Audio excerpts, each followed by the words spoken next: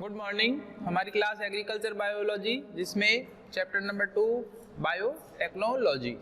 देखिए, बायोटेक्नोलॉजी के बारे में हमने जो है सिद्धांतों की बात की थी, अनुवांशिक अभियांत्रिकी हम इसमें देख रहे हैं। इसके बाद जो है हम इसके अंदर डीएनए पुनर्योजक तकनीक पढ़ रहे थे, जिसके अंदर हमने बोला कि डीएनए का जो स्थानांतरण होता है, जो रिकॉम्बिनेंट डीएनए तैयार किया जाता है, उसका स्थानांतरण जो होता है वो क्या किया जाता है, कोशिका के अंदर करवाया जाता है। जैसे मान लीजिए ये कोई डीएनए है जिसका हम क्या कर रहे हैं, इसको हम कह रहे हैं पुनर्योजक डीएनए। अब ये जो पुनर्योजक डीएनए, इसका क्या किया जाता है, कोशिका के अंदर स्थानांतरण किया जाता है। कोशिका के अंदर ये खुद का डीएनए होता है। इसके अलावा जो है अब इस पुनर्योजक डीएनए को जब कोशिका में स्थानांतरण किया जाता है तो यह स्थानांतरण जो होता है, स्थानांतरण जो होता है यह दो प्रकार का होता है। अर्थात डीएनए स्थानांतरण की कुछ विशिष्ट विधियां होती है, कुछ विशिष्ट विधियां होती है, और इन विधियों के माध्यम से ही क्या किया जाता है, रिकॉम्बिनेंट डीएनए जो होता है वह कोशिका के अंदर स्थानांतरित किया जाता है। अब डीएनए स्थानांतरण की जो विधियां हैं, इनके अंतर्गत दो विधियां आती है। एक तो होती है प्रत्यक्ष स्थानांतरण विधि, जिसको बोलते हैं प्रत्यक्ष स्थानांतरण विधि, और दूसरी होती है इसके अंदर अप्रत्यक्ष स्थानांतरण विधि, डायरेक्ट और इनडायरेक्ट। देखिए, प्रत्यक्ष स्थानांतरण विधि, प्रत्यक्ष स्थानांतरण की जो विधि होती है, इसके अंतर्गत कुछ विधियों का प्रयोग किया जाता है। जैसे प्रत्यक्ष स्थानांतरण के अंतर्गत माइक्रो प्रोजेक्टाइल तकनीक, माइक्रो प्रोजेक्टाइल तकनीक, माइक्रो प्रोजेक्टाइल तकनीक, इलेक्ट्रोपोरेशन तकनीक,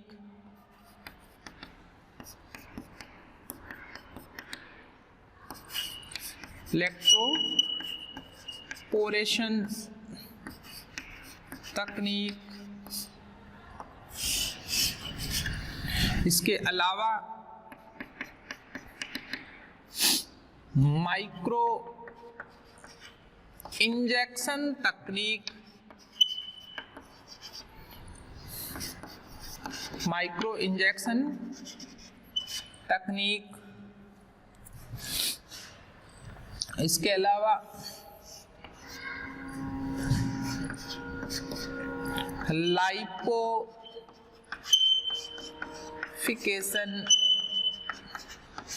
तकनीक आती है।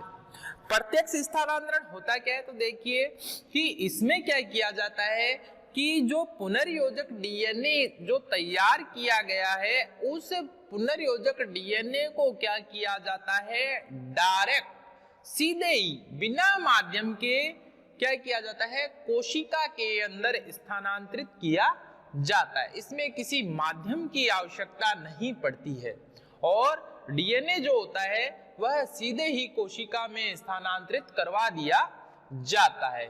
और वहां पर क्या होता है कि फिर यह डीएनए जो होता है कोशिका के डीएनए से जुड़ करके जो है अपना प्रभाव प्रदर्शित करता है।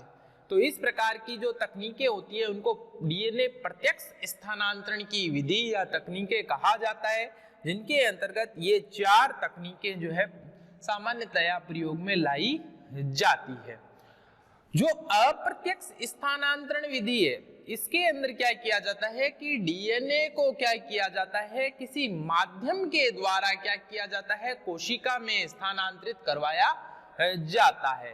तो यह जो विधि होती है इसे अप्रत्यक्ष स्थानांतरण विधि कहा जाता है। सामान्यतया जो अप्रत्यक्ष स्थानांतरण विधि है, इनके अंतर्गत जो है वाहक के रूप में जैसे प्लाज्मिड है, प्लाज्मिड की आवश्यकता पड़ती है, या फिर क्या है जीवाणु भोजी वायरस, जीवाणु भोजी वायरस जो होते हैं इनके द्वारा जो है क्या करवाया जाता है, डीएनए को जो है स्थानांतरित किया जाता है जीवाणु भोजी वायरस के माध्यम से।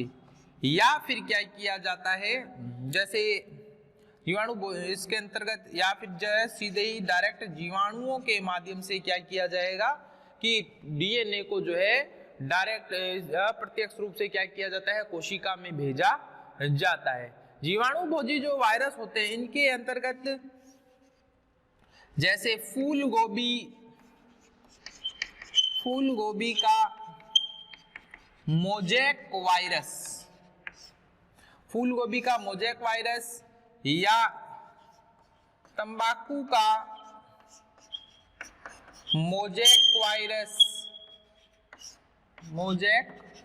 वायरस आदि के द्वारा क्या करवाया जाता है, अप्रत्यक्ष स्थानांतरण करवाया जाता है। जीवाणु अथवा प्लाज्मिड जो होते हैं, प्लाज्मिड के रूप में जैसे टीआई प्लाज्मिड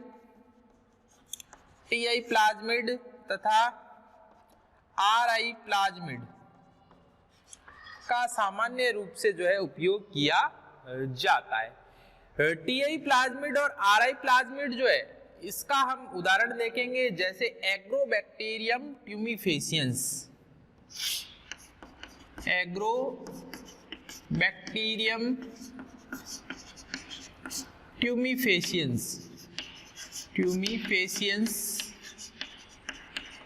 जीवाणु, और आरआई प्लाज्मिड जो होता है यह होता है एग्रोबैक्टीरियम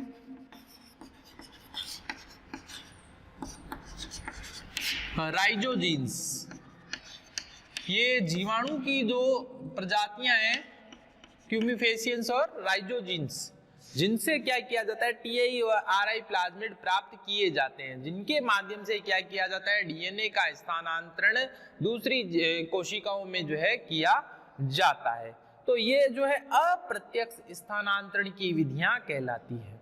सबसे फर्स्ट हम देखते हैं इसके अंदर माइक्रो प्रोजेक्टाइल तकनीक। माइक्रो प्रोजेक्टाइल तकनीक द्वारा जो है डीएनए का कोशिका में स्थानांतरण, डीएनए का कोशिका में स्थानांतरण।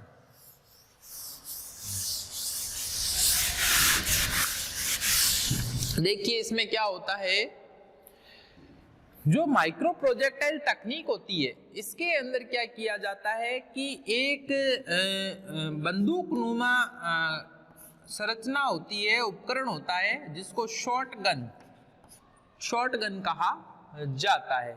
इसमें क्या किया जाता है कि जो कोशिका होती है उस कोशिका को क्या किया जाता है, एक स्थान पर रखा जाता है और इस कोशिका पर क्या किया जाता है कि एक शॉटगन के माध्यम से क्या किया जाता है, यहाँ पर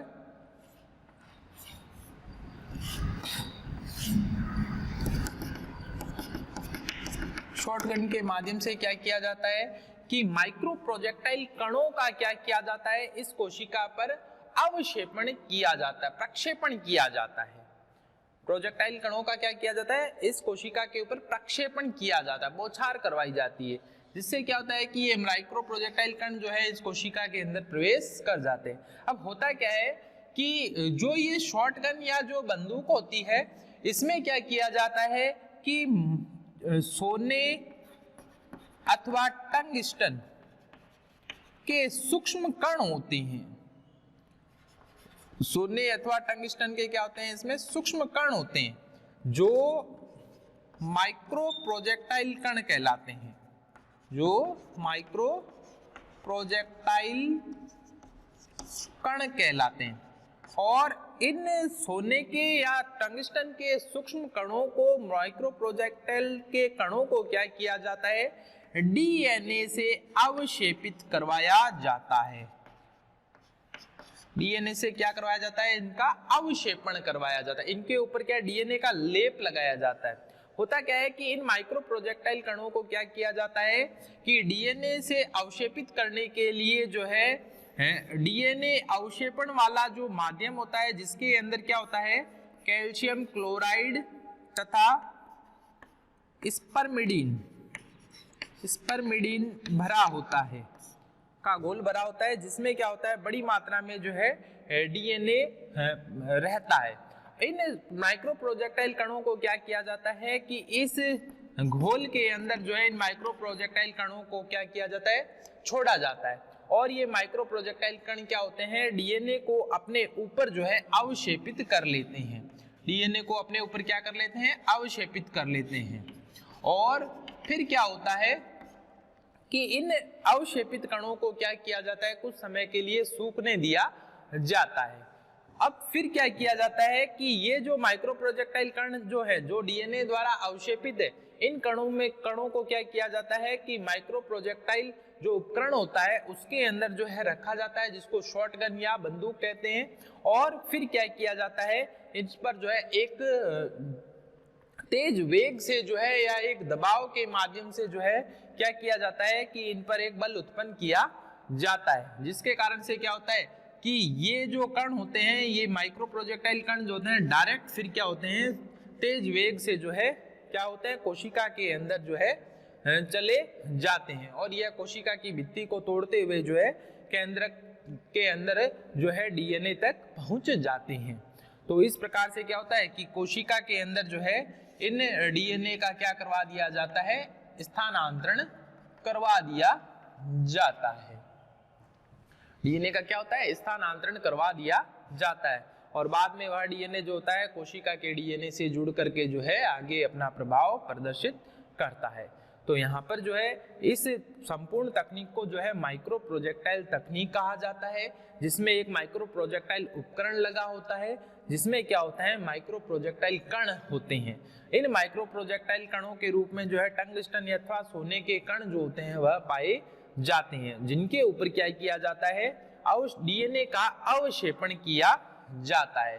डीएनए का अवक्षेपण करने के लिए कि डीएनए के घोल के अंदर जो है कैल्शियम क्लोराइड तथा स्पर्मिडीन मिलाया जाता है, और डीएनए को जो है इन टंगस्टन अथवा सोने के कणों को क्या कर देंगे, हम अवक्षेपित कर देंगे। फिर इन कणों को क्या किया जाता है, तेज वेग से जो है कोशिका के ऊपर जो है इसकी बौछार करवाई जाती है, जिससे क्या होता है डीएनए डायरेक्ट जो होता है वह कोशिका के अंदर चला जाता है। तो इस प्रकार से क्या होता है डीएनए का स्थानांतरण किया जाता है। तो यह माइक्रो प्रोजेक्टाइल तकनीक कहलाती है। सेकंड जो तकनीक है उसको हम कहते हैं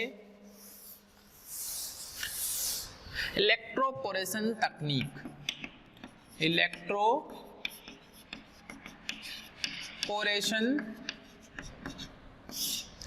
तकनीक, इलेक्ट्रोपोरेशन तकनीक जो होती है इसमें क्या किया जाता है कि जो कोशिका होती है उस कोशिका को क्या किया जाता है, एक विद्युत क्षेत्र के अंदर जो है इसको रखा जाता है। जब कोशिका को विद्युत क्षेत्र के अंदर रखा जाता है तो विद्युत क्षेत्र के प्रभाव के कारण से कोशिका की जो भित्ति होती है यह क्या हो जाती है, कोशिका की भित्ति जो होती है यह ध्रुवित और अध्रुवित हो जाती है। कोशिका की भित्ति जो होती है वह ध्रुवित तथा अध्रुवित होती है, और जिस स्थान से कोशिका की भित्ति अध्रुवित होती है उस अध्रुवित भाग की पहचान करवाई जाती है, और इस अध्रुवित भाग से क्या किया जाता है, डीएनए का क्या किया जाता है, स्थानांतरण किया जाता है। क्यों? क्योंकि क्या होता है कि जब कोशिका को किसी विद्युत क्षेत्र में रखा जाता है तो कोशिका की भित्ति पर विद्युत क्षेत्र के प्रभाव के कारण से क्या होता है कि यहाँ पर कुछ कंपन उत्पन्न होते हैं, जिन कंपनों के कारण से कोशिका भित्ति जो होती है इसके अंदर क्या होता है, सूक्ष्म कण उत्पन्न होते हैं, और यह सूक्ष्म कण जो होते हैं अध्रुवित भाग में उत्पन्न होते हैं, और इन सूक्ष्म छिद्र उत्पन्न होते हैं, सूक्ष्म छिद्र उत्पन्न होते हैं, और यह सूक्ष्म छिद्र जो होते हैं कोशिका की भित्ति पर अध्रुवित भाग पर उत्पन्न होते हैं, जहां से क्या किया जाता है कि इन सूक्ष्म छिद्रों के माध्यम से क्या किया जाता है कि क्या जो डीएनए होता है उसको जो है स्थानांतरित करवा दिया जाता है। तो कोशिका के अंदर जब यह डीएनए जाएगा तो यह क्या होगा, कोशिका के मुख्य डीएनए से जुड़ जाता है और फिर जो है ये अपना प्रभाव दर्शाता है। तो इस प्रकार की तकनीक को इलेक्ट्रोपोरेशन तकनीक कहा जाता है। तो इसमें जो है विद्युत क्षेत्र उत्पन्न करके विद्युत क्षेत्र के माध्यम से कोशिका की भित्ति को क्या किया जाता है, अध्रुवित किया जाता है। और अध्रुवित भाग में क्या होता है, सूक्ष्म छिद्र पाए जाते हैं और इन सूक्ष्म छिद्रों से होते हुए डीएनए जो होता है कोशिका में प्रवेश करता है। तो इसको इलेक्ट्रोपोरेशन तकनीक या इलेक्ट्रोपोरेशन विधि कहा जाता है। थर्ड, इसके अंदर जो विधि आती है उसको बोलते हैं माइक्रो इंजेक्शन तकनीक। माइक्रो इंजेक्शन तकनीक, माइक्रो इंजेक्शन तकनीक जो है यह सामान्यतया जंतु कोशिका के ऊपर जो है लागू होती है। और जंतु कोशिका में क्या किया जाता है, जब डीएनए का स्थानांतरण किया जाता है तो सामान्यतया इस विधि का हम उपयोग करते हैं। इसमें क्या होता है कि जो कोशिका होती है, इस कोशिका के अंदर हम सीधे ही क्या करते हैं, एक माइक्रो इंजेक्शन की सहायता से कोशिका के अंदर क्या करते हैं, डीएनए को स्थानांतरित करवाते हैं। डीएनए को क्या करवाया जाता है, स्थानांतरित करवाया जाता है। तो यहाँ पर क्या होता है कि यह जो डीएनए होता है यह एक दबाव के द्वारा क्या होता है कि सूक्ष्म सुई होती है, सूक्ष्म सुई होती है जिसका व्यास 0.1 माइक्रोमीटर होता है। तो इस सूक्ष्म सुई के माध्यम से क्या किया जाता है कि डीएनए को डायरेक्ट क्या किया जाता है, कोशिका के अंदर स्थानांतरित करवाया जाता है। ये इंजेक्शन के समान संरचना होती है, उपकरण होता है जिसमें क्या किया जाता है, डीएनए भरा रहता है और इस डीएनए को जो है इस सूक्ष्म सुई के माध्यम से सीधे ही क्या किया जाता है, कोशिका के अंदर स्थानांतरित कर दिया जाता है। यह तकनीक जो होती है सघन कोशिका द्रव, सघन कोशिका द्रव वाली कोशिकाओं के लिए उपयुक्त विधि होती है, जिसमें क्या होता है कि कोशिका को बिना हानि पहुंचाए डायरेक्ट जो है डीएनए को कोशिका के अंदर जो है भेज दिया जाता है। तो इसको जो है हम माइक्रो इंजेक्शन तकनीक कहते हैं। तो माइक्रो इंजेक्शन तकनीक में जो है इस प्रकार से जो है कार्य किया जाता है। सामान्यतया पादप कोशिका के लिए जो है यह विधि प्रयुक्त नहीं की जाती। क्यों? क्योंकि पादप कोशिका में क्या होता है, कोशिका भित्ति पाई जाती है और उस कारण से क्या होता है, यह तकनीक थोड़ी कठिन रहती है। परंतु वर्तमान में जो है इसका पादप कोशिका के ऊपर भी जो है उपयोग किया जाने लगा है। तो इसको माइक्रो इंजेक्शन तकनीक कहा जाता है। फोर्थ जो है इसके अंदर लाइपोफिकेशन तकनीक आती है। लाइपोफिकेशन तकनीक आती है। लाइपोफिकेशन तकनीक जो होती है इसके अंदर क्या किया जाता है, कोशिका के जो झिल्ली तंत्र है इसका उपयोग किया जाता है। कोशिका की जो झिल्ली होती है यह सामान्यतः क्या होती है, द्विआण्विक परत होती है। द्विआण्विक परत होती है जिसमें वसा कणों के साथ साथ क्या होता है कि जल के अणुओं भी जो होते हैं यहाँ पर जुड़े रहते हैं। और यहाँ पर क्या किया जाता है कि इस क्षेत्र का उपयोग करते हुए कोशिका को डीएनए को क्या किया जाता है, कोशिका के अंदर जो है अंतर्ग्रहित करवाया जाता है। सामान्य एंडोसाइटोसिस प्रक्रिया द्वारा क्या किया जाता है, डीएनए को जो है कोशिका के अंदर भेजा जाता है। कोशिका का झिल्ली तंत्र जो होता है इसके ऊपर क्या होता है कि वसा के कण पाए जाते हैं, जिनके बीच बीच में क्या होता है, जल के अणुओं के लिए भी स्थान होता है, पारगम्यता होती है। तो उन्हीं स्थान पर क्या किया जाता है, एंडोसाइटोसिस प्रक्रिया के माध्यम से क्या करवाया जाता है, डीएनए को जो है कोशिका के अंदर अंतर्ग्रहित करवाया जाता है। तो यह लाइपोफिकेशन तकनीक कहलाती है।